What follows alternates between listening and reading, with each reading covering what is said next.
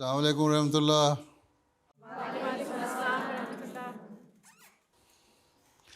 پہلے اسلام کی آواز نہیں آئی تھی. یہ حال ہے آپ کا. اچھا کیا کہتی ہیں ہانیہ سعد؟ تلاوت کر دو. یہ السلام علیکم. ناصرات ہے کہ لجنا ہے؟ میں ناصرات پیارے حضور. لجنا ناصرات دونوں ہیں؟ جی پیارے حضور. اچھا اچھا چلو پھر. السلام علیکم ورحمۃ اللہ وبرکاتہ. وعلیکم السلام. اعوذ باللہ من الشیطان الرجیم. بسم اللہ الرحمن الرحیم. یا ایہا الذین آمنوا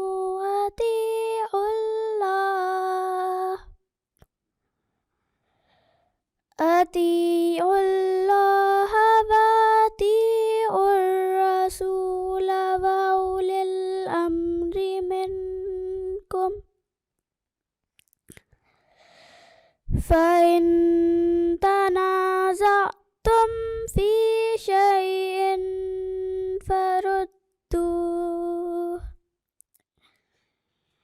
فردوه إلی اللہ والرسول إن کنتم تؤمنون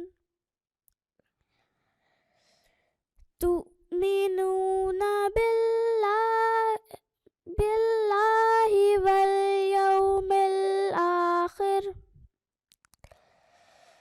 ذالک خیر وأحسن تأویلا. جزاک اللہ. جزاک اللہ. ہاں جی ترجمہ رمیزہ فیضی. السلام علیکم پیارے حضور. وعلیکم السلام. اردو ترجمہ بیان فرمودہ حضرت خلیفۃ المسیح رابع رحمہ اللہ تعالی. میں اللہ کی پناہ چاہتی ہوں دھتکارے ہوئے شیطان سے. اللہ کے نام کے ساتھ جو بے انتہا رحم کرنے والا، بن مانگے دینے والا اور بار بار رحم کرنے والا ہے.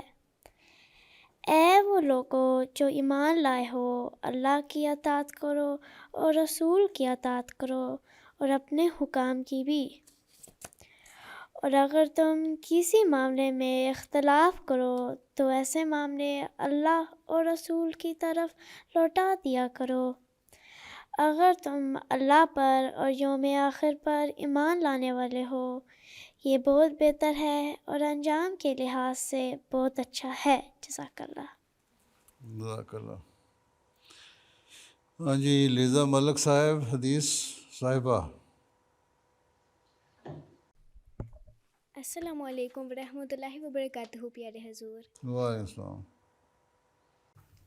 حدیث. اللہم صلی علی محمد وعلی آل محمد کما صلیت علی ابراہیم وعلی آل ابراہیم انک حمید مجید. اللہم بارک علی محمد وعلی آل محمد کما بارکت علی ابراہیم وعلی آل ابراہیم انک حمید مجید. عن ابی ہریرہ رضی اللہ تعالیٰ عنہ قال قال رسول اللہ صلی اللہ علیہ وسلم من اطاعنی فقد اطاع اللہ ومن عصانی فقد عصى اللہ ومن يطع الامیر فقد اطاعنی ومن یعص الامیر فقد عصانی. جزاک اللہ. جزاک اللہ. اچھا یہ تزین محمود ترجمہ کر دو.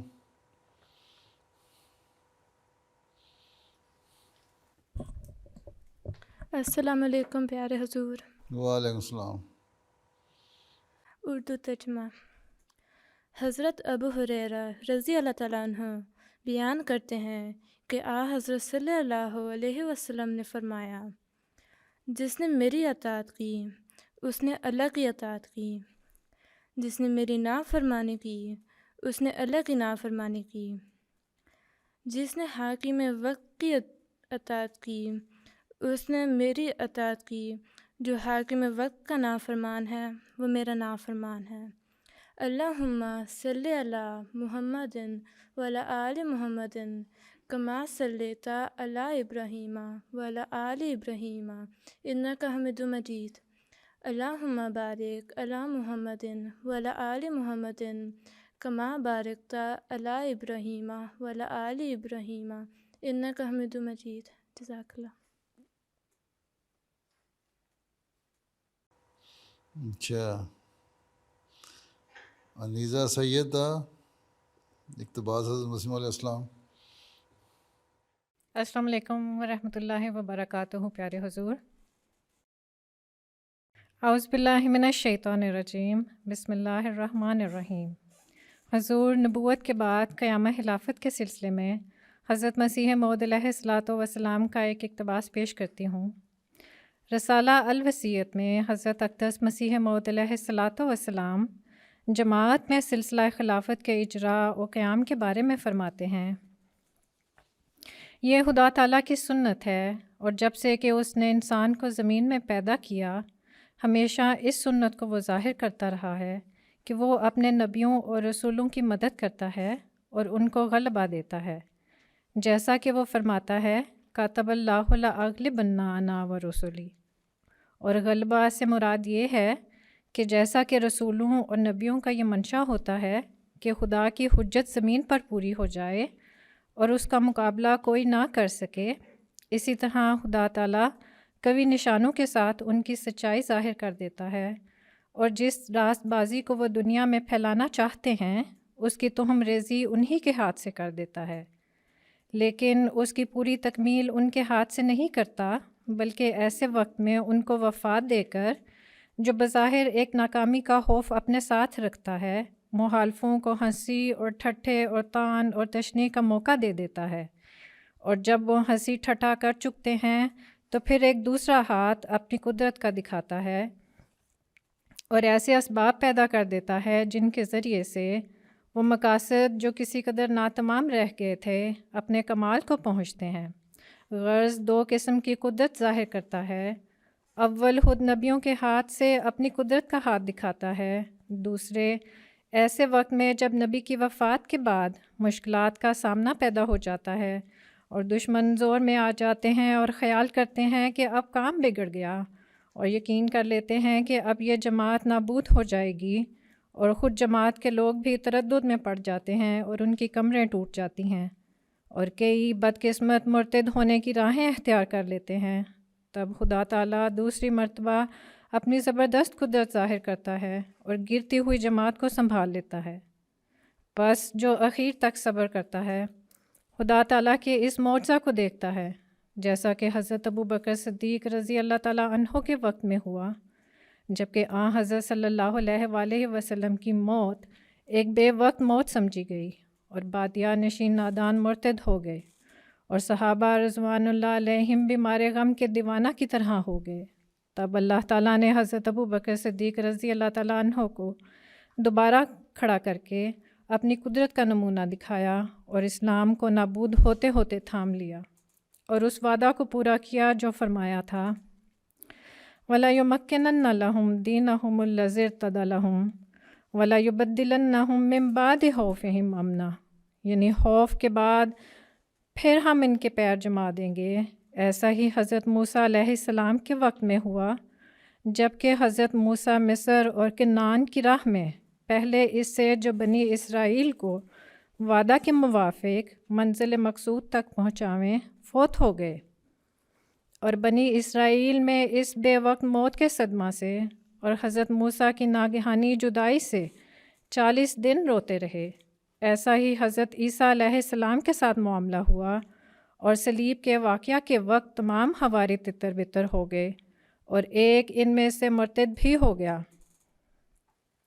سو اے عزیزو، جب تک کہ قدیم سے سنت اللہ یہی ہے کہ خدا تعالیٰ دو قدرتیں دکھلاتا ہے تا مخالفوں کی دو جھوٹی خوشیوں کو پامال کر کے دکھلاوے، سو اب ممکن نہیں ہے کہ خدا تعالیٰ اپنی قدیم سنت کو ترک کر دے، اس لیے تم میری اس بات سے جو میں نے تمہارے پاس بیان کی غمگین مت ہو اور تمہارے دل پریشان نہ ہو جائیں، کیونکہ تمہارے لیے دوسری قدرت کا بھی دیکھنا ضروری ہے، اور اس کا آنا تمہارے لیے بہتر ہے، کیونکہ وہ دائمی ہے جس کا سلسلہ قیامت تک منقطع نہیں ہوگا، اور وہ دوسری قدرت نہیں آ سکتی جب تک میں نہ جاؤں، لیکن میں جب جاؤں گا تو پھر خدا اس دوسری قدرت کو تمہارے لیے بھیج دے گا جو ہمیشہ تمہارے ساتھ رہے گی، جیسا کہ خدا کا براہین احمدیہ میں وعدہ ہے، اور وہ وعدہ میری ذات کی نسبت نہیں ہے بلکہ تمہاری نسبت وعدہ ہے۔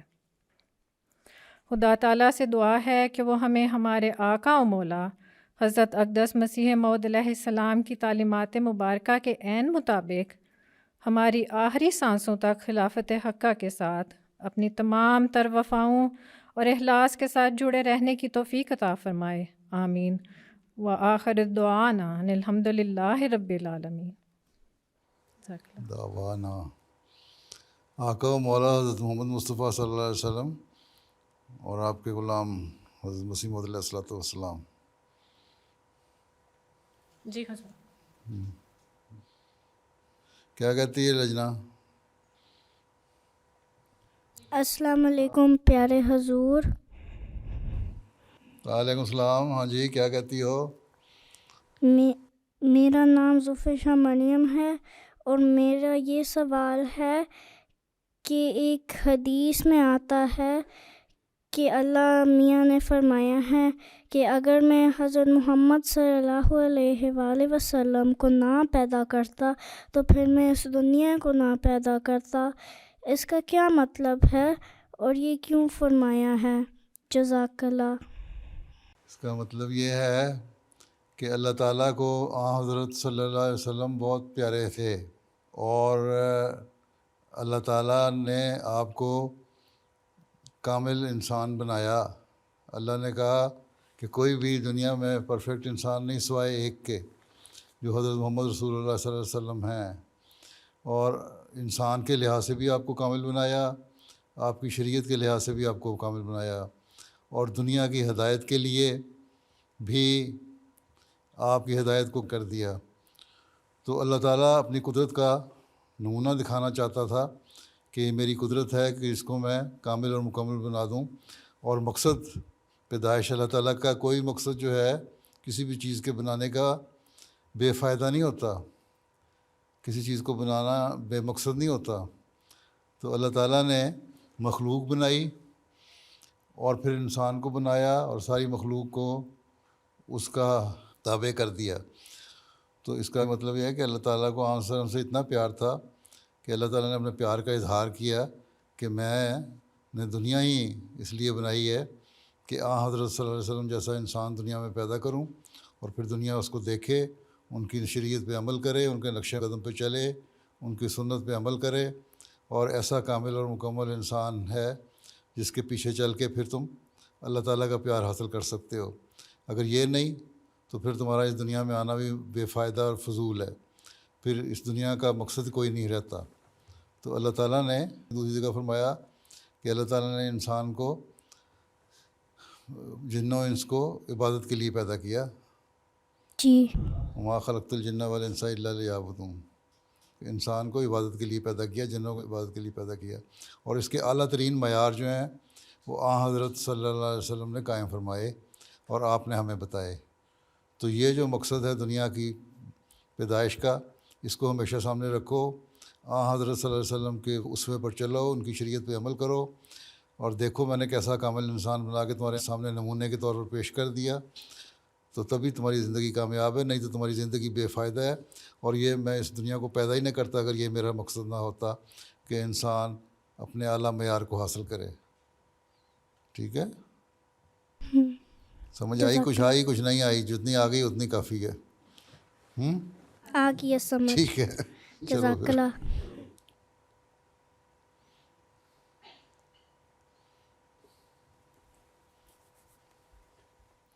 السلام علیکم پیارے حضور، وعلیکم السلام۔ میرا نام زوالون ہے، مجھے رات کو بہت ڈر لگتا ہے. اوہو. میرا سوال ہے, آپ مجھے کوئی دعا بتا سکتے ہیں؟ اچھا, رات کو سوتے ہوئے دعا یاد کر لو, اللہ تعالیٰ سے دعا کیا کرو اللہ تعالیٰ مجھے اپنی حفاظت میں لے لے. تم آیت الکرسی آتی ہے تمہیں؟ جی ہیں؟ میں سیکھ رہی ہوں. آیت یاد کر, ہاں وہ سیکھ وہ یاد کر لو اور وہ رات کو پڑھ لیا کرو. ٹھیک ہے, ٹھیک ہے. چلو پھر.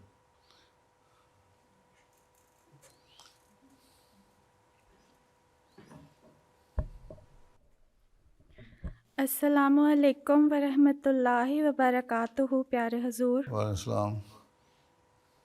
پیارے حضور, میرا نام مدیحہ سہیل ہے. پیارے حضور, میرا سوال یہ ہے کہ قرآن مجید میں سورۃ طارق پارہ نمبر 30 کی ابتدائی 3 آیات میں اللہ تعالیٰ فرماتا ہے, ترجمہ, کہ میں آسمان کو اور صبح کے ستارے کو شہادت کے طور پر پیش کرتا ہوں. اگلی آیت میں اللہ تعالیٰ فرماتا ہے, ترجمہ, کہ کس چیز نے تجھے علم دیا ہے کہ صبح کا ستارہ کیا ہے؟ پھر فرماتا ہے, ترجمہ, وہ ستارہ ہے جو بہت چمکتا ہے. پیارے حضور, یہ صبح کا ستارہ کیا ہے؟ کیا یہ حقیقی نور ہے جو آسمان میں ظاہر ہوتا ہے اور اللہ تعالیٰ اپنے نیک بندوں کو مشکل حالات میں تسلی دینے کے لیے دکھاتا ہے؟ اور کیا ہم یہ کہہ سکتے ہیں کہ یہ حضرت مسیح موعود علیہ الصلاۃ والسلام کے ظہور کے نشانات میں سے ایک نشان ہے؟ جزاک اللہ. ہماری تفسیروں میں اس کا جواب مل جاتا ہے. ایک تو وہی باتیں اللہ تعالیٰ اپنے پیاروں کو حفاظت کے لیے انتظام رکھتا ہے, ٹھیک ہے, اور سب سے زیادہ حفاظت کا جو انتظام ہے وہ حضرت صلی اللہ علیہ وسلم کے لیے کیا اللہ تعالیٰ نے, ٹھیک ہے. ان کی حفاظت کے لیے ایسے انتظامات کرتا ہے کہ ان کو ہمیشہ اپنی حفاظت میں رکھے, ٹھیک ہے. اسی طرح بعض مفسرین نے یہ بھی کہا کہ بلکہ حضرت مسلم نے بھی لکھا ہے کہ ہر شخص کی حفاظت کے لیے جو اللہ تعالیٰ کی طرف رجوع کرتا ہے اس کے لیے حفاظت کا انتظام کرنے کے لیے اللہ تعالیٰ آسمان سے نظام فرماتا ہے, ٹھیک ہے. پھر ایک یہ بھی ہے تشریح اس کی جو آپ نے حضرت مسیح علیہ السلام پہ کی ہے کہ حضرت صلی اللہ علیہ وسلم کا زمانہ جو تھا سب سے زیادہ تاریک زمانہ تھا, ہیں, اور عیسائی اور دوسرے مذہب جس طرح حضرت مسیح علیہ السلام نے فرمایا ہے, عیسائی اور دوسرے مذہب والے بھی کہتے تھے کہ تاریک زمانہ ہے, مذہب کو لوگ بھول گئے تھے, خدا سے دور ہو گئے تھے. اس وقت اللہ تعالیٰ نے روشن ستارہ بھیجا اس تاریکی کو دور کرنے کے لیے اور دنیا کی انسانیت کی حفاظت کرنے کے لیے. پھر یہ زمانہ آیا جب حضرت صلی اللہ علیہ وسلم کی پیشگوئی کے مطابق ایک فیض آوج کا زمانہ تھا, اندھیرے زمانہ تھا 1000 سال کا. اس میں پھر اس کے بعد پھر حضرت مسیح علیہ السلام کو بھیجا جس طرح آپ نے کہا. تو یہ بھی روشنی ستارہ انسانوں کی حفاظت کے لیے اور روشنی دکھانے کے لیے اللہ تعالیٰ نے بھیجا. تو یہ مختلف اس کی تشریحیں ہیں, اور وسلم سے بھی مراد ہے اور حضرت مسیح علیہ السلام سے بھی مراد ہے اس کی, ٹھیک ہے. اور نیک لوگوں کو اللہ تعالیٰ ان کے لیے بھی انتظام کرتا ہے حفاظت کے, تو ان کو فرشتوں کے ذریعے سے حفاظت کرتا ہے, وہ بھی اس سے مراد ہو سکتی ہے, ٹھیک. جی حضور, جزاک اللہ. چلو.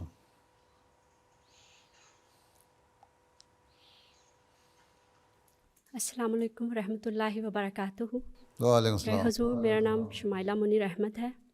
پیارے حضور, ہمارے بچے 2 معاشروں کے درمیان پرورش پاتے ہیں جہاں دن کا ایک بڑا حصہ مغربی ماحول یعنی اسکول کالجز میں گزار کر آتے ہیں اور باقی گھر پر. دیکھا گیا ہے کہ اکثر اوقات نوجوانی میں کچھ بچے آئیڈینٹی کی پرابلمس کا شکار ہو جاتے ہیں. پیارے حضور, میرا سوال یہ ہے کہ ماں باپ کس طرح بچپن سے اپنے بچوں کی تربیت کریں کہ وہ ان کمپلیکسز میں نہ پڑیں. جزاک اللہ. آپ کے بچے جاتے ہیں 5-6 سال کی عمر میں, بعض جگہ 6-7 سال کی عمر میں, تو 5 سال سے لے کے 7 سال تک کی عمر تک تو وہ آپ کے پاس رہتے ہیں, ٹھیک ہے. اس وقت آپ ان کو بچہ سمجھ کے کہتے ہیں کوئی نہیں بس کھیلتے رہو. اس وقت ان کو چھوٹی چھوٹی نیکی کی باتیں سکھایا کریں، ان کو دعائیں سکھایا کریں، ان کو بتایا کریں۔ بعض ماں باپ ایسے ہیں جو قرآن شریف تو ختم کروا لیتے ہیں 4 سال کی عمر میں، 5 سال کی عمر میں بچے کو، پھر کہتے ہیں آمین کروا دو، ہمارے بچے نے 5 سال کی عمر میں قرآن کریم ختم کر لیا، لیکن اس کو باقی دین کی باتیں نہیں سکھاتے، ان کو پتہ نہیں لگتا ہے قرآن ہم نے پڑھ لیا تو اس میں ہے کیا۔ تو یہ چھوٹی چھوٹی باتیں بچوں کے ذہنوں میں ڈالنی چاہیے۔ بچہ تو نیکی کی باتیں سیکھتا ہے، اس لیے اسلام میں حکم ہے کہ جب بچہ پیدا ہو تو اس کے دائیں کان میں اذان دو، بائیں کان میں تکبیر کو۔ اس وقت تو عقل نہیں رکھتا، لیکن اس کے باوجود اس پہ اللہ کا اور رسول کا نام ڈالا جاتا ہے، خدا تعالیٰ کی وحدانیت کی تعلیم اس کے کانوں میں ڈالی جاتی ہے، ٹھیک ہے نا۔ اس کے بعد اب کہتی ہیں جی ہمارے اسکول میں بچے جاتے ہیں، وہاں سے متاثر ہوتے ہیں، بالکل ٹھیک ہے، اسکول میں جاتے ہیں، لیکن میں نے تو حساب لگایا ان مغربی ممالک میں سال کے 365 دنوں میں سے 180 سے 190 دن اسکول کے ہوتے ہیں اور 180 دن ان کے چھٹیاں کے ہوتے ہیں۔ اب آدھا سال جو ہے وہ بچے آپ کے پاس رہتے ہیں، اس وقت آپ کیا کرتی ہیں؟ ان کو کہتی ہیں اچھا سیر کرو، میرا دماغ نہ کھاؤ۔ ماں اپنے اگر کہیں کام کر رہی ہے کوئی تو اپنے کاموں پہ چلی جاتی ہے، باپ اپنے کاموں پہ چلا جاتا ہے، بچے کھیل رہے ہوتے ہیں، ٹی وی کے اوپر بیٹھ جاتے ہیں۔ تو وہی اثر وہ جو 180 دن اسکول سے سیکھتے ہیں نا، وہ بقایا 180 دن گھر میں بیٹھ کے گیمز کے اوپر پلے کرتے ہوئے، انٹرنیٹ پہ پلے کرتے ہوئے، ٹی وی پہ دیکھتے ہوئے، اور وہ پھر کوئی نیکی کی بات ان کو نہیں پڑ رہی ہوتی۔ تو اس میں بھی پلان ایسا بنائیں کہ بچوں کو وہ دن جو ہیں کم از کم 180 دن میں سے 90 دن ہی آپ ان کو دے دیں دین کی تعلیم سکھانے کے، تو 1/3 حصہ تو آ جائے گا نا کم از کم دین کی تعلیم سکھانے کا۔ ان کو بتائیں کہ دین کی اہمیت کیا ہے، ہم کون ہیں، ہم احمدی مسلمان ہیں، اسلام کیا چیز ہے، اللہ تعالیٰ ہم سے کیا چاہتا ہے۔ اور جو اسکول میں پڑھتے ہیں آج کل مثلاً جینڈر کی تعلیم دی جاتی ہے یا اور قسم کی باتیں کہتے ہیں، تو ان کو بتائیں تم اسکول میں تو یہ باتیں سیکھتے ہو، لیکن اللہ تعالیٰ نے جس نے ہمیں پیدا کیا اس کو ہمارا سب کچھ پتہ تھا، اور اس نے ہمیں بتایا کہ تم لوگ صحیح کس طرح رہ سکتے ہو۔ یہ جو باتیں ہیں یہ آزادی نہیں ہے، بلکہ آزادی یہ ہے کہ اللہ تعالیٰ نے جو باتیں کہی ہیں ان کو ہم مانیں، اس سے تعلق پیدا کریں اور دین کو سیکھیں۔ تو ایک محنت ہے، جتنی محنت اسکول والے کرتے ہیں آزادیاں دینے کے لیے، اتنی محنت پھر گھر والے ماں اور باپ بھی کریں، ٹھیک ہے۔ ماں کا اصل کام تو بچوں کی تربیت کرنا ہے نا۔ اگر سنبھال لیں، اس کا مطلب اگلی نسل آپ نے سنبھال لی، سوائے اس کے کوئی ماں ڈاکٹر ہے یا ٹیچر ہے اور پروفیشن میں جاتی ہے تو 5-6 گھنٹے 8 گھنٹے کی ڈیوٹی دے کے واپس آتی ہے، تو پھر اپنے بچوں کو وقت نہیں دے۔ جو دوسری مجبوری کی خاطر کوئی نوکری کر رہی ہے تو اور بات ہے، نہیں تو اس کو ایسی اسٹیج میں جب بچوں کی تربیت کا مسئلہ ہو تو اپنے نوکری کو قربانی کرنی چاہیے، ٹھیک ہے۔ اسی طرح باپوں کو بھی ویکینڈ جو ہے بجائے ادھر ادھر گزارنے کے، کام سے واپس آتے ہیں تو اگر وقت ہے ان کے پاس تو 1-2 گھنٹے بچوں کے پاس بیٹھیں دیں، مائیں بھی دیں۔ تو یہ جو دونوں کی ماں باپ کی مشترکہ کوشش ہوگی، اس سے بچے پھر اس ماحول میں سیکھنے کے باوجود بھی ان کے کانوں میں دین کی باتیں بھی پڑتی رہیں گی۔ ماں باپ کو دیکھیں گے نمازیں پڑھ رہے ہیں، قرآن پڑھ رہے ہیں، دعائیں کر رہے ہیں، دین کی باتیں کر رہے ہیں، تو وہ عملی نمونہ بھی سامنے آ جائے گا۔ تو اگر بڑوں کا عملی نمونہ نہیں آئے گا تو بچوں نے کیا سیکھنا ہے؟ اگر بچوں کو آپ نے اسکول میں کھلی چھٹی دے دی اور یہاں بھی اگر کھلی چھٹی دے دیں گے تو اس کا کیا نتیجہ نکلے گا؟ اب یہاں جی بعض جگہ قانون پاس ہو رہے ہیں، اسپین میں بھی ہو گیا کہ بچہ اگر 16 سال کی عمر میں جینڈر اپنا جو مرضی چاہے بدل سکتا ہے۔ تو لوگوں نے سوال اٹھانا شروع کر دیا، شراب پینے کی تم اجازت نہیں دیتے بغیر نگرانی کے 18 سال سے پہلے، اور اس بات پہ تم آزادی دے رہے۔ اس کا مطلب ہے کہ ایک دجالی چال ہے، بہت خطرناک چال ہے، تاکہ دنیا کو دین سے دور کیا جائے اور دہریت کو قائم کیا جائے۔ یہ دہریت کا ایجنڈا ہے جو کام کر رہا ہے، دجال کا ایجنڈا ہے جو کام کر رہا ہے۔ عیسائیت کو لوگ بھول چکے ہیں، مذہب کو لوگ بھول چکے ہیں، ان کی طرف تو جاتا نہیں۔ ابھی تک جو اعداد و شمار آتے ہیں، جو اسٹیٹسٹکس آتی ہے، اس کے مطابق یہی ہے کہ ابھی تک مذہب پہ عمل کرنے والے صرف مسلمان ہی زیادہ ہیں۔ بلکہ پچھلے دنوں میں تو ایک بندہ جو دہریہ تھا، اس نے لکھا ہے کہ میں مذہب کے خلاف تو ہوں، لیکن یہ مجھے پتہ لگ گیا ہے کہ اگر مذہب کوئی ہے تو اسلام ہی ہے، کیونکہ عیسائیت تو اپنا سب کچھ چھوڑ بیٹھی ہے۔ تو اگر ہم بھی اسی رو میں بہہ گئے اور بچوں کو نہ سکھایا اور اپنے آپ کو صحیح نہ کیا اور اپنی خود تربیت نہ کی اور اپنے نمونے بچوں کے سامنے قائم نہ کیے تو ہمارے بچے بھی اسی رو میں بہ جائیں گے، پھر اسلام کو بھی کچھ نہیں سمجھیں گے۔ تو یہ تو ہمیں اللہ کا شکر ادا کرنا چاہیے کہ ایک زندہ مذہب ہمارے پاس ہے، اس کی تعلیم ہمارے پاس ہے، اور اس کی تعلیم جو ہے وہ ہر عقل کی بات ہمیں بتاتی ہے، موجودہ زمانے کے لحاظ سے ہمیں ایڈجسٹ کرنا بھی سکھاتی ہے۔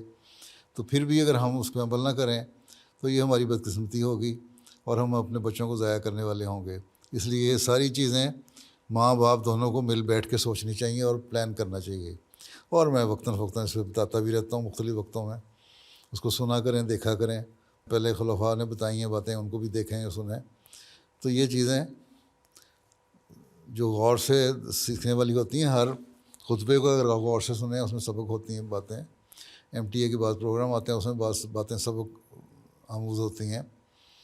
تو یہ ساری چیزیں دیکھا کریں، اور پھر اصل چیز یہی ہے آپ کا اپنا عمل۔ خود عمل نہیں ہے تو بچوں نے کیا سیکھنا ہے؟ یہ صرف بہانہ ہے۔ جو اسکول میں رہتے ہیں 180 دن آپ کے پاس رہتے ہیں 365 دنوں میں سے، ٹھیک؟ چلو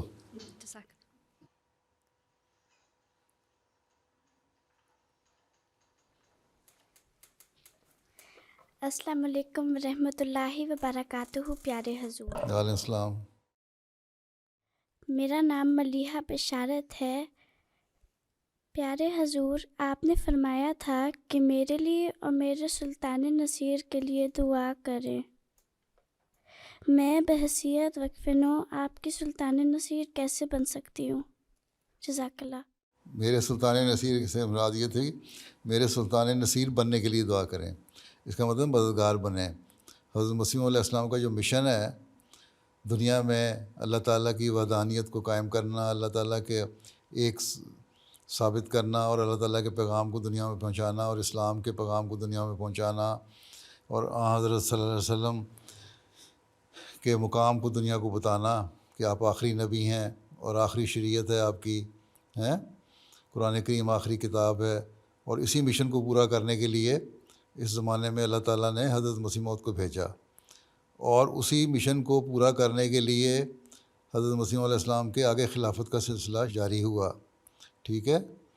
خلیفہ وقت جو ہے وہی کام کرتا ہے جو مسیح موعود علیہ السلام کے سپرد اللہ تعالیٰ نے کیا تھا۔ تو خلیفہ وقت اکیلا تو ساری دنیا میں جا کے نہیں کام کر سکتا، اس لیے دنیا میں جو پھیلے ہوئے احمدی ہیں وہ یہ کام کریں، ہاتھ بٹائیں خلیفہ وقت کا، اس کے مددگار بنیں، اپنے آپ کو نیک بنائیں، اپنی عبادتوں کے جو سٹینڈرڈ ہیں ان کو بڑھائیں، لیول بڑھائیں، معیار بڑھائیں، اور نمازیں اچھی طرح پڑھا کریں، 5 نمازیں، پھر نفل پڑھنے ہیں وہ بھی پڑھیں احمدی، اور پھر قرآن کریم کو پڑھیں، اس کا علم حاصل کریں، ٹھیک؟ اور پھر اس پہ عمل کرنے کی کوشش کریں، اس کی نیکیوں کو اختیار کریں اور برائیوں کو چھوڑیں، اللہ تعالیٰ نے جن برائیوں سے منع کیا ہے، اور پھر یہ پیغام دنیا کو بھی پہنچائیں، تبلیغ بھی کریں۔ تو اس طرح آپ لوگ خلیفہ وقت کے سلطان نصیر بن جاتے ہیں۔ سلطان نصیر کا مطلب ہوتا ہے اعلیٰ قسم کے مددگار، ٹھیک ہے؟ تو مدد کرنے والے بن جاؤ۔ اگر عورتیں بھی، بچے بھی، بڑے بھی، جوان مرد بھی، عورتیں بھی کریں تو پھر دیکھو کس طرح جماعت احمدیہ کا پیغام، اسلام کا حقیقی پیغام دنیا میں پہنچتا ہے۔ تم لوگ ڈنمارک میں کوشش کرو، سویڈن والے سویڈن میں کوشش کریں، ناروے والے ناروے میں کوشش کریں، دوسرے ملکوں کے دنیا میں دوسرے ملکوں میں کوشش کریں، تو پھر ایک انقلاب پیدا ہو سکتا ہے، ٹھیک ہے؟ ہاں جی، چلو پھر جزاک اللہ۔ السلام علیکم پیارے حضور، وعلیکم السلام۔ میرا نام ہے ملیکہ بٹ۔ پیارے حضور، ہم لاسٹ رات نے عہد کیا کہ آپ کے لیے ہر روز نماز میں دعا کریں گی۔ میرا سوال یہ ہے کہ آپ اتنا کام کرتے ہیں کہ آپ تھکتے نہیں ہیں؟ بس تم دعا کیا کرو نا، تو جب تمہاری دعا ہوگی اور اللہ تعالیٰ اس دعا کو سن لے گا تو پھر میری تھکاوٹ کو اللہ میاں دور کر دے گا خود ہی، ٹھیک؟ ٹھیک ہے نا؟ چلو چلو پھر اللہ حافظ۔ حافظ۔ السلام علیکم ورحمۃ اللہ وبرکاتہ۔ پیارے حضور، وعلیکم السلام۔ میرا نام مریم مبشر ہے۔ پیارے حضور، حضرت مسیح موعود علیہ السلام نے مسیحیت کا دعویٰ 1890 عیسوی میں کیا تھا اور مہدی موعود کا دعویٰ 1891 میں، جو کہ اسلامی کیلنڈر کے مطابق 1307 اور 1308 ہجری بنتا ہے۔ پیارے حضور، میرا سوال ہے کہ ہمیں اس بارے میں کہاں سے علم ملتا ہے کہ امام مہدی اور مسیح موعود کا نزول 14ویں صدی کے آغاز میں ہوگا؟ حدیثیں ہیں یہ تو، جہاں آن صلی اللہ نے فرمایا کہ مسیح موعود آئے گا، دوبارہ ظہور ہوگا مسیح کا، مہدی کے ظہور کی باتیں ہیں۔ پھر آپ نے کی یہ بھی حدیث ہے کہ مہدی کوئی اور شخص نہیں مگر عیسیٰ ہیں، یہ بھی فرمایا آپ نے۔ مسند احمد کی حدیث ہے، ابن ماجہ میں حدیث ہے کہ مسیح اور مہدی ایک ہی شخص ہیں۔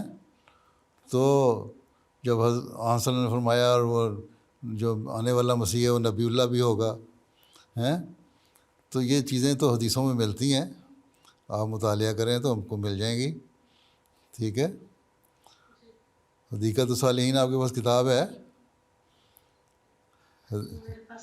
حدیث کی آپ کی لائبریری میں ہوگی، پھر وہ لائبریری سے لے کے پڑھیں۔ اردو پڑھنی آتی ہے؟ اردو پڑھنی تو اس کی آخری صفحے جو ہے نا اس کے حدیثوں کے، ان میں مسیح موعود کے بارے میں ہی بتایا ہوا ہے، ان میں یہ حدیثیں بھی ملتی ہیں، اور یہ بھی ملتی ہے کہ مسیح کون ہے، اس کا حلیہ کیا ہے، اس نے کب آنا ہے۔ یہ بھی حدیث ملتی ہے کہ 1000 سال کے اندھیرے زمانے کے بعد آئے گا، یہ بھی حدیث ملتی ہے۔ 1240 کا عدد لکھا ہوا ہے کہ اس وقت آئے گا، ہیں، 13ویں صدی میں آئے گا، 14ویں صدی کہ اس میں کہ ظہور میں اس کا یعنی کہ اس میں ظہور ہوگا تو 14ویں صدی کا وہ مجدد بھی ہوگا اور مسیح موعود بھی ہوگا اور مہدی بھی ہوگا، ٹھیک ہے۔ تو سالوں کے بارے میں بھی حدیثیں ملتی ہیں۔ 1240 کا حصہ بھی وہاں موجود ہے، 1000 سال کا اندھیرا زمانے کا حصہ بھی موجود ہے۔ بعض حدیثیں یہ ہیں کہ 200 سال کے بعد، تو اس کا مطلب یہ ہے کہ 1000 کا اندھیرا زمانہ اس کے 200 سال بعد۔ تو یہ ساری چیزیں اس طرف اشارہ کرتی ہیں کہ 13ویں صدی کا اختتام، 14ویں صدی کا شروع، اس میں مسیح موعود نے آنا ہے، ٹھیک ہے۔ تو اور مسیح اور مہدی دونوں آنسر نے فرمایا ایک ہی شخصیت کے دو نام ہیں۔ پھر آسمان سے سریا کو ایمان اگر سریا پہ پہنچ گیا اس کو بھی لے کے آنا ہے۔ آنسر کی حدیث ہے مشہور، وآخرین منہم لما یہلکوا بہم کی قرآن شریف کی جب آیت نازل ہوئی تو آنسر نے لوگوں کے سوال پوچھنے پہ 2-3 دفعہ کے پوچھنے کے بعد جواب دیا سلمان فارسی کے کندھے پہ ہاتھ رکھ کے کہ ان میں سے وہ شخص ہوگا جو لے کے آئے گا، وہ بھی مسیح مہدی کی آمد کی نشانی ہے۔ اور ساری حدیثوں کو جب آپ جوڑ کے پڑھیں تو آپ کو پتہ لگ جائے گا کہ 14ویں صدی، مسیح، مہدی، یہ سارے ایک ہی زمانے کی باتیں ہیں، ٹھیک ہے نا؟ جی، جزاک اللہ۔ السلام علیکم پیارے حضور۔ وعلیکم السلام۔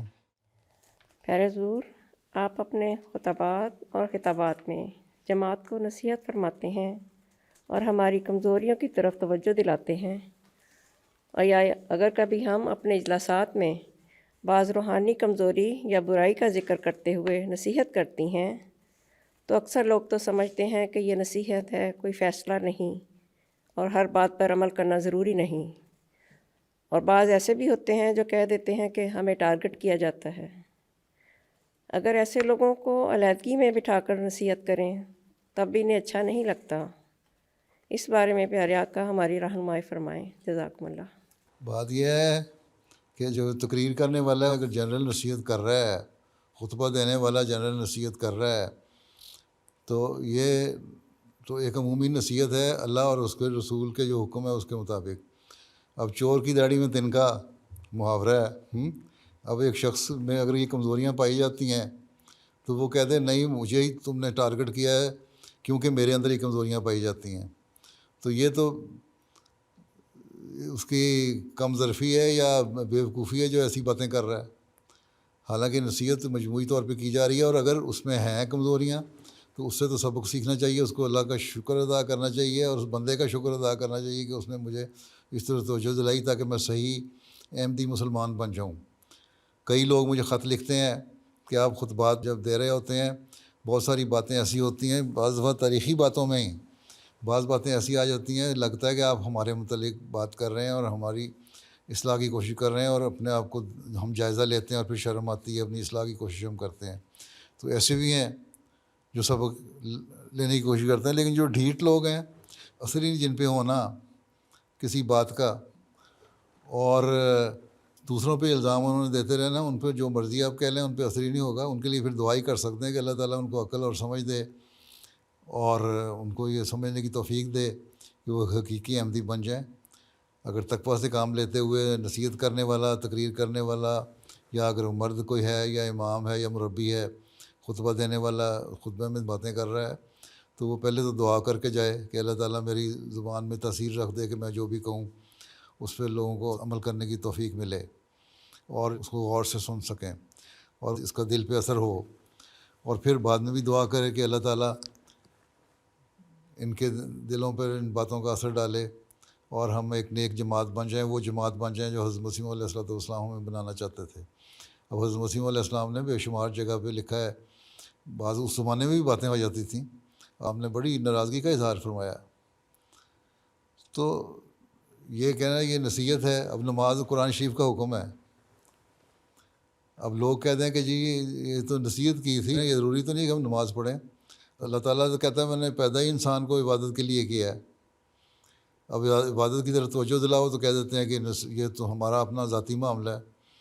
اگر اتنا ہی ذاتی معاملہ ہے انسان کا نمازیں پڑھنا یا نہ پڑھنا، تو حضرت صلی اللہ علیہ وسلم نے یہ کیوں فرمایا کہ میرا دل چاہتا ہے جو عشاء کی نماز پہ نہیں آتے ان کے گھر کو جا کے آگ لگا دوں؟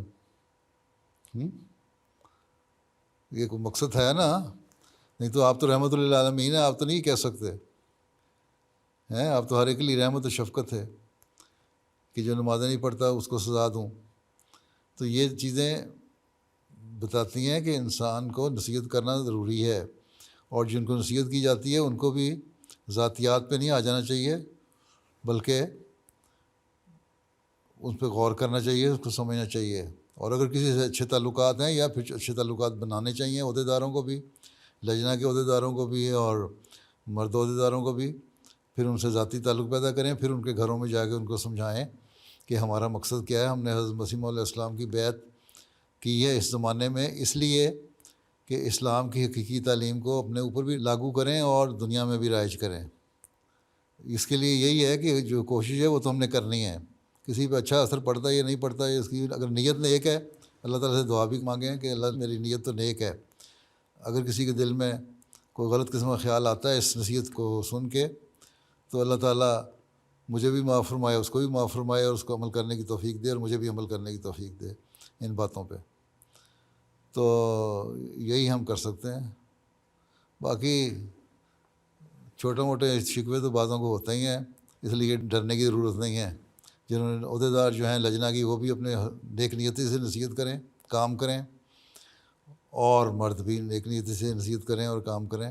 تو ان شاء اللہ تعالیٰ کم از کم اگلی نسل تو بہتر ہو ہی جائے گی. اول تو آپ لوگ خود بھی ہو جائیں گے بہتر سارے.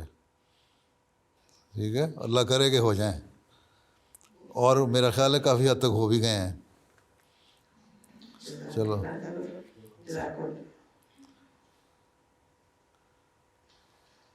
السلام علیکم ورحمۃ اللہ وبرکاتہ. وعلیکم السلام. پیارے حضور حضرت صلی اللہ علیہ وسلم کی سیرت طیبہ کے مطالعہ سے علم ہوتا ہے کہ حضور صلی اللہ علیہ وسلم اپنے گھر پر عام روزمرہ کے کاموں میں اہل خانہ کا ہاتھ بٹاتے تھے.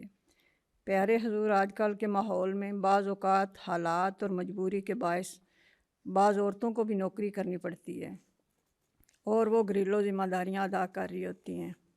دیکھا گیا ہے کہ ایسے حالات میں اکثر مرد گھر پر اہل خانہ کی مدد نہیں کرتے. پیارے آقا اس بارے میں ہماری رہنمائی فرمائیں. جزاک اللہ. ابھی تک اتنی جو رہنمائی ان تقریروں میں کرتا رہتا ہوں، لجنہ کے جلسوں کے تقریروں میں بھی، اجتماعوں پہ بھی، وہ کافی نہیں ہوتی. جس مرد نے سننا ہی نہیں ہے اس کو میں کیا کہہ سکتا ہوں. جو مرد اللہ کا حکم نہیں مانتا نمازیں پڑھنے کا، قرآن پڑھنے کا، اللہ رسول کا حکم نہیں مانتا، اس نے میری بات کیا ماننی ہے؟ ٹھیک ہے، میں تو ہمیشہ نصیحتیں کرتا رہتا ہوں اور بتاتا رہتا ہوں کہ حضرت صلی اللہ علیہ وسلم کرتے تھے. آپ کے اس وقت پہ چلنا ضروری ہے. اللہ تعالیٰ نے فرمایا کہ حضرت صلی اللہ علیہ وسلم کے اس پہ چلو اگر تم لوگوں نے ترقی کرنی ہے تو بہت سارے مرد ہیں کرتے ہیں مدد. ابھی میں نے کہا بچوں کی تربیت کے بارے میں بھی کہ اپنے نمونے دونوں کو دکھانے ہوں گے. گھروں کے ماحول کو خوشگوار رکھیں گے تو نمونے قائم رہیں گے نا. اور وہ خوشگوار اسی صورت میں ہو سکتے ہیں کہ جہاں مجبوری ہے وہاں مرد کو پھر عورت کا ہاتھ بٹانا چاہیے, اور اگر نہیں بٹاتے تو وہ غلط کرتے ہیں. نصیحت کا جہاں تک سوال ہے, نصیحتیں تو بے شمار پہلے بھی کی جا چکی ہیں, ہوتی بھی رہتی ہیں اور آئندہ بھی ہوتی رہیں گی. پر یہ دعا کیا کریں کہ آپ کے مرد جو ہیں ان نصیحتوں پہ عمل کرنے والے ہوں. ٹھیک ہے, آپ بھی دعا کیا کریں اللہ تعالیٰ ان کو عقل دے اپنے خامدوں کو. ٹھیک ہے, خود بھی دعا کریں اور حق ادا کریں. آپ کی شاید شرم آ جائے کسی کو, جب کوئی سوائے اس کے کہ بہت ہی کوئی بے شرم ہو تو نہیں آئے گی, باقی تو آئی جائے گی. ٹھیک ہے جی, جزاک اللہ حضور.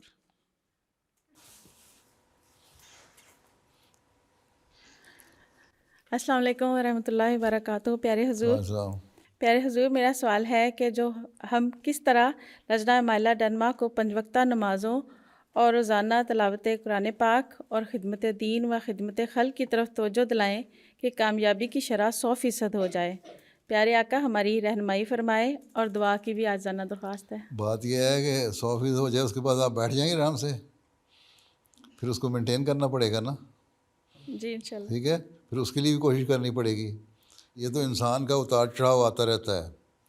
ٹھیک ہے, اور اسی لیے اللہ تعالیٰ نے قرآن شریف میں بھی فرمایا تم نصیحت کرو اور نصیحت کرتے چلے جاؤ. آپ صلی اللہ علیہ وسلم کو بھی یہی حکم تھا. ٹھیک ہے, سارے مسلمان یا صحابہ آپ صلی اللہ علیہ وسلم کے زمانے میں بھی ایک معیار کے تو نہیں تھے, ان کی کمزوریاں بھی ہوتی تھیں, لیکن پھر بھی ان کے معیار بہت بلند تھے ہمارے لحاظ سے. تو اور قرآن شریف نے جو حکم دے دیے وہ اس لیے دیے نا کہ کمزوریاں اور اتار چڑھاؤ آتے رہیں گے. تو ہمارا کام یہ ہے کہ نصیحت کرتے چلے جانا, کوشش کرتے چلے جانا, اور اس کو حاصل کرنے کی ٹارگٹ کو 100% کوشش کرنا. باقی اور ساتھ ساتھ دعا بھی کرنا اللہ تعالیٰ سے. تو 100% اگر شرح نہیں بھی ہے, کم از کم نمازیں پڑھنے والے تو 100% ہونے چاہیے. تو کم از کم معیار ہے نا مسلمان کا. پھر قرآن شریف پڑھیں گے, اس پہ عمل کریں گے. تو دنیا داری اصل میں زیادہ ہو گئی ہے. ہم گھر آ کے کہتے ہیں جی ریلیکس کرنا ہے, تو 2 گھنٹے بیٹھ کے ٹی وی کے ڈرامے دیکھتے رہتے ہیں, یا اور ٹی وی کے پروگرام دیکھیں گے, یا انٹرنیٹ پہ بیٹھ کے فضول قسم کی باتیں دیکھتے رہتے ہیں. مرد بھی ہمارے گھر آ کے اگر وہ چاہیں تو آدھا پونا گھنٹہ بھی اگر دینی علم حاصل کرنے کی کوشش کریں تو وہ ان کے بھی کام آئے گا, ان کی اولاد کے بھی کام آئے گا, اور ان کے اخلاق بھی بہتر ہوں گے. اور جو پہلی خاتون نے سوال کیا تھا کہ گھر کے کام نہیں کرتے, ان کی طرف بھی توجہ پیدا ہو جائے گی, کہ نیکی کی طرف توجہ پیدا ہوگی. تو لجنہ میں بھی اور مردوں میں بھی دونوں کو مل کے کوشش کرنی چاہیے. اسی طرح لجنہ کو یہ کوشش کرنی چاہیے کہ ان کے گھر کے جو مرد ہیں ان کو توجہ دلاتے رہیں کہ نماز پڑھو. اگر وہ نماز نہیں پڑھ رہے تلاوت کی طرف توجہ دلائیں, اور ان کی توجہ دلانے سے ان کے جو بچوں میں, لڑکوں لڑکیوں میں بھی توجہ پیدا ہوگی. پھر بچے جو ہیں ان کی تربیت کا ماں کا زیادہ اثر ہوتا ہے ایک عمر تک. تو اس میں اگر ان کو عادت ڈال دیں تو کم از کم آئندہ نسل تو سنبھالی جائے گی نا, کہ نمازیں پڑھنے والے بھی ہوں گے, قرآن پڑھنے والے بھی ہوں گے, جماعت کا کام کرنے والے بھی ہوں گے, خدمت خلق کرنے والے بھی ہوں گے. تو اس طرح توجہ دلائیں تو کم از کم اگلی نسلوں کو سنبھالیں. یہ شارٹ ٹرم پلان نہ کریں. ایک تو ایک شارٹ ٹرم پلان ہے نا, تھوڑے عرصے کا پلان, کہ ابھی اپنی جو موجودہ ہمارے پاس لجنہ ناصرات ہے وہ اس کو کس طرح ٹھیک کرنا ہے. پھر یہ کہ ان کی اچھی تربیت کر کے ہم نے اگلی نسل کو کس طرح سنبھالنا ہے. تو جو ترقی کرنے والی جماعتیں ہوتی ہیں وہ لمبے عرصے کے پلان بھی بناتی ہیں. پھر یہ دیکھیں اگلی نسلوں کو ہم نے کس طرح تربیت کر کے دینا, تاکہ وہ بھی دین سے جڑی رہیں اور دین کا علم سیکھیں اور اللہ تعالیٰ کی عبادت گزار بنیں. ٹھیک ہے, تو یہ مسلسل کوشش ہے, کوشش کے بغیر کچھ نہیں ہوتا. یہ نہیں ہے کہ ہم 100% اچیو کر لیا تو اس کے ہم بیٹھ جائیں گے. بیٹھنے کا کوئی نہیں وقت ملتا ایک مومن کو. مومن کی زندگی تو بس ہر وقت اسٹرگل ہے. ٹھیک ہے, چلو پھر. پیارے حضور خدمت میں دعا کی درخواست ہے. کچھ لجنہ دوسرے ہال میں بیٹھی ہوئی ہیں, چھوٹے بچوں کی وجہ سے وہ اس ہال میں نہیں آ سکیں, ان کے لیے بھی دعا کی درخواست ہے. اچھا, اب یہاں اپنے نیچے بیسمنٹ میں بیٹھی ہوئی ہیں. جی پیارے حضور. بیسمنٹ والا ہال میں بیٹھی ہیں نا. جی ناصر ہال میں. ہاں جی. اچھا ٹھیک ہے. اور کون ہے کوئی سوال اور کہ نہیں ختم ہو گئے؟ نہیں حضور ہیں ابھی سوال. چلو پھر 5-7 منٹ ہیں، جو کر لیں جو کرنا ہے. السلام علیکم ورحمۃ اللہ وبرکاتہ. پیارے حضور. وعلیکم السلام. پیارے حضور، یہ سوال کچھ بچیوں کا ہے جو میں آپ کے سامنے پیش کر رہی ہوں. اچھا، کیوں بچیوں کو بولنا نہیں آتا؟ کیونکہ حضور سوال ایک نہیں ہے، اس میں کافی سوالات ہیں، تو ہم نے ایک سوال بنا دیا. اچھا، اس کا ایک سوال بنا دیا ہے. کمال ہے، بڑا خلاصہ بناتی ہیں آپ. اچھا. اور حضور سوال یہ ہے کہ ایک تو مناسب رشتے ملنے بہت مشکل ہیں، اور اگر رشتہ مل جاتا ہے تو بعد میں بہت سے مسائل ہو رہے ہیں. اگر ساسوں کو بہو پسند نہیں آتی تو وہ اپنے بیٹوں پر دباؤ ڈالتی ہیں کہ انہیں چھوڑ دو، اور اکثر کہا جاتا ہے کہ بیوی تو دوبارہ مل سکتی ہے مگر والدین اور بہن بھائی نہیں.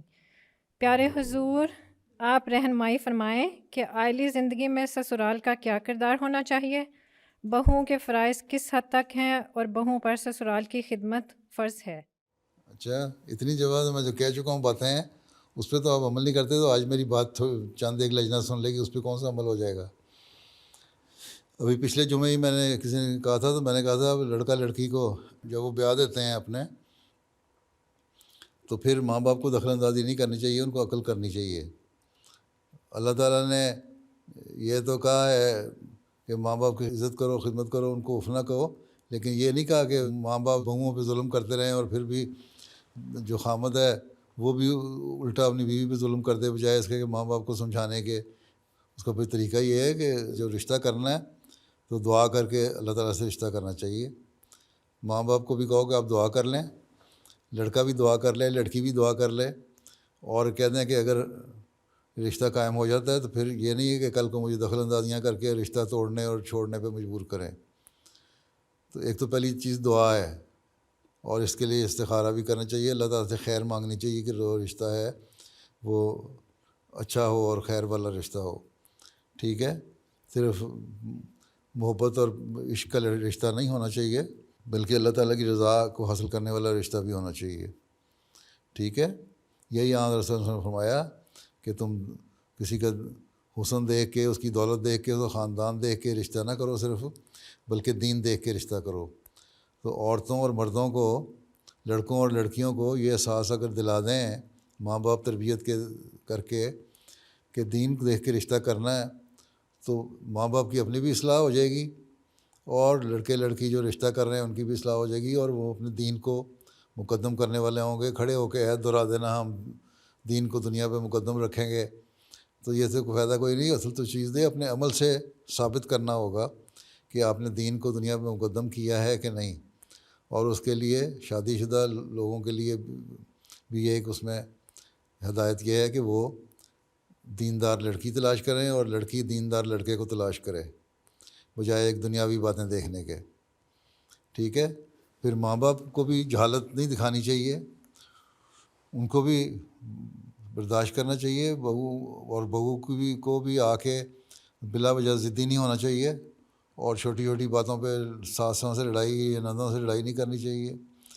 اور اول تو یہی ہے کہ سوائے اشد مجبوری کے کہ ماں باپ بہت بوڑھے ہیں اور ان کے ساتھ رہنا ضروری ہے اور کوئی اور بچہ ساتھ نہیں ہے، تو پھر رہ لینا، اکٹھے رہنے میں کوئی حرج نہیں. لیکن عموماً شادی کے بعد لڑکا اور لڑکی کو اپنا گھر علیحدہ لینا چاہیے. پھر کہتے ہیں جی یہاں مہنگائی بڑی ہے، کرائے پہ مکان لینا بڑا مشکل ہے، ہم افورڈ نہیں کر سکتے، اس لیے ماں باپ کے ساتھ رہتے ہیں ایک کمرے میں. پھر جب رہتے ہیں تو پھر جس طرح وہ کہتے ہیں نا پنجابی میں، برتن ایک قریب پڑے ہوں تو ایک برتن کو اٹھاؤ تو دوسرے سے ٹکرا جاتا ہے، ٹھک کی آواز آتی ہے. تو اس طرح ساس اور بہو کی بھی ٹھک ٹھک کی آوازیں آتی رہتی ہیں، اور نند اور بھابھی کی بھی ٹھک ٹھک کی آوازیں آتی رہتی ہیں. پھر عقل استعمال کرنا چاہیے، صرف برتن بن کے نہ رہیں بلکہ اخلاق دکھائیں اور انسان بن کے بیہیو کرنا چاہیے ساروں کو. تو یہ تو تربیت کا اثر ہے. اس میں تو عائلی مسائل اور ان کا حل میں نے جو مختلف تقریریں کی ہوئی ہیں اس پہ لجنہ نے کتاب کمپائل کر لی تھی، پھر اس کا انگلش ترجمہ بھی ہو چکا ہے. وہ اپنی لجنہ کو پڑھنے کو دیں، اپنی ساسوں کو پڑھنے دیں. اردو میں ہے، اول تو انگلش ساروں کو آتی ہے، نہیں آتی تو ڈینش میں ترجمہ کریں. اب یہ ہر لجنہ پڑھے تو آپ کے مسائل حل ہو جائیں گے. میری تو اتنی موٹی کتاب دے چکا ہوں آپ کو، عائلی مسائل اور ان کا حل، اس پر عمل کریں نا پھر. ٹھیک ہے نا؟ چلو اور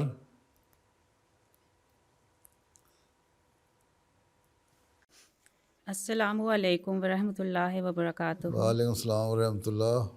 ہاں جی، کیا فرماتی ہیں؟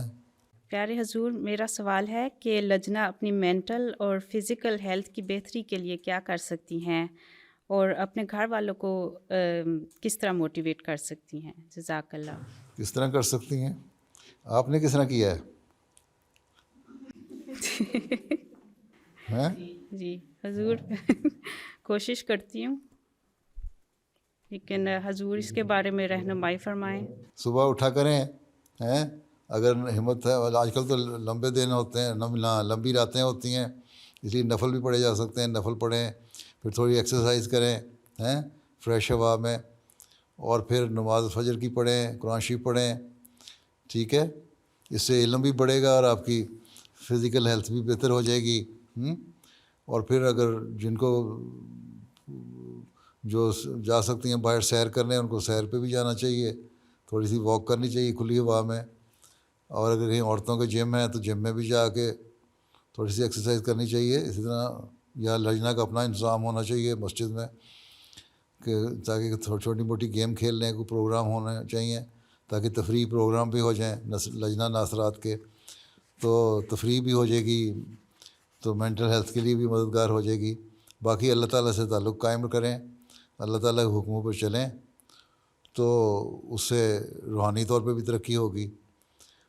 اور اپنے خامدوں کے کہ زیادہ لڑائی جھگڑے نہ کیا کرو، اور جن کے اچھے خامد ہیں ان کو، بیویوں کو ویسے ہی ان کو ان کی عزت کرنی چاہیے۔ اور اگر خامد کہیں غصے میں آتا ہے تو خاموش ہو جاؤ، جس طرح حضرت اماں جان نے نصیحت کی تھی کہ خامد غصے میں ہو تو تم خاموش ہو جاؤ، نہیں تو تم سارا دن تمہارا موڈ خراب رہے گا اور اس کا اثر بچوں پہ بھی پڑے گا، ٹھیک ہے؟ اور پھر کب جب نرم دل ہوا وہ خامد کا، اس کو سمجھاؤ کہ فلاں وقت میں تم نے غلط بات کی تھی۔ تو اس طرح گھر کے ماحول کو بھی خوشگوار بنانے کی کوشش کرنی چاہیے، عورت کو بھی مرد کو بھی۔ تو یہی چیزیں ہیں، اور یہ بھی، اور پھر اسی طرح بچوں پہ بھی اثر ہوتا ہے اس کا، ان کو بھی دیکھیں، اور بچوں کو بھی صرف سارا دن کھلی چھٹی نہ دے دیں کہ وہ ویڈیو گیم کھیلتے رہیں یا انٹرنیٹ پہ گیم کھیلتے رہیں، بلکہ باہر جا کے کچھ تفریح کھیل بھی کریں۔ اسکول سے آنے کے بعد ہوم ورک کر کے، وقت ہے اگر، اب آئندہ دن بڑے ہوتے جائیں گے تو وقت زیادہ ہوتا جائے گا، کو آؤٹ ڈور گیم بھی کھیلا کریں تاکہ تفریح بھی ہوا کرے، تو اس سے بچوں کی صحت بھی اچھی رہے گی اور گھر کا ماحول بھی اچھا رہے گا، ٹھیک ہے؟ جی جزاک اللہ پیارے حضور۔ اور باقی یہ لجنہ جو ہے وہ انٹریکٹیو پروگرام بنا سکتی ہے، آپس میں لجنہ بیٹھے ڈسکس کرے کس طرح ہم اپنے گھروں کو، ماحول کو بہتر کر سکتے ہیں، بغیر اگر ہمت ہے تو پھر آپس میں ایکسچینج اپنے ویوز کر سکتے ہیں کہ ہمارے ماحول کا کس طرح ہم بہتر کر سکتے ہیں، ہم نے کس طرح بہتر کیا، تو ایک دوسرے سے ایکسچینج کریں گے اپنے آئیڈیاز کو، تو دوسرے بھی اس سے فائدہ اٹھا لیں گے، ٹھیک ہے؟ ہاں جی، آپ کیا کہتی ہیں؟ آخری سوال، وقت تو ختم ہو گیا، لیکن چلیں اب آخری سوال کر لیں۔ حضور، آپ سے کلاسز میں حاضری بڑھانے کے لیے نصیحت اور دعا کی درخواست کرنی تھی۔ اچھا، اس کے علاوہ دوسری بات یہ تھی، سوال تھا کہ عورتوں کی جیسے خواہش ہوتی ہے کہ جب وہ مسجد یا کسی پروگرام یا کسی شادی پر جائیں تو میک اپ کر کے جائیں، جبکہ یہاں پر چہرے پر نقاب لگانا منع ہے، تو اس سلسلے میں ہماری رہنمائی فرما دیں، جزاک اللہ۔ کہاں حکومتی طور پہ منع ہے؟ تو پھر مسجد میں ضرور آنا ہے میک اپ کر کے، نہ جائیں میک اپ کر کے، جہاں جب وہاں فنکشن میں پہنچ گئے چھوٹا سا شیشہ لے جائیں ساتھ، وہاں جا کے لپسٹک لگا لیں۔ اور جو کہتی ہیں ہم اپنی گاڑی میں آتے ہیں تو اس لیے میک اپ کرتے ہیں، ان کے بارے میں کیا رہنمائی؟ جو کہتی ہیں ہم اپنی گاڑی میں آتے ہیں اس لیے میک اپ کر کے آتے ہیں، مسجد کو میک اپ کرنے کے لیے کوئی فینسی ڈریس شو یا وہ شو تو نہیں ہے اپنا دکھانے کا شو، یہاں مسجد میں آتے ہیں دینی پروگرام کے لیے آتے ہیں، یہاں کوئی اپنے نمائش کرنے یا زیور دکھانے یا میک اپ دکھانے تو نہیں آتا کوئی۔ اگر یہ روح پیدا کر لیں کہ کہ دین کی خاطر ہم جا رہے ہیں اور دینی علم سیکھنے کے لیے جا رہے ہیں تو پھر وہ باقی باتوں کی طرف توجہ نہیں رہے گی. ٹھیک ہے, تو جتنا میکسیمم پردہ کر سکتے ہیں وہ کر لیں. اور کوئی نہیں, آج کل ماسک کا بہانہ بنا ہوا ہے, ماسک پہن کے آ جائے کریں. حضور باہر سب آج کل ختم ہو گئے, ماسک کوئی پہنتا نہیں ہے, پہنو تو پوچھتے ہیں پھر کیوں پہنا ہے. اسے کہو ہمیں ابھی خطرہ ہے کووڈ سے, اس لیے ہم نے پہنا ہوا ہے. صحیح. ابھی سال تو اس طرح گزار لینا, پھر اگلا سال دیکھیں گے کس طرح ہوتا ہے.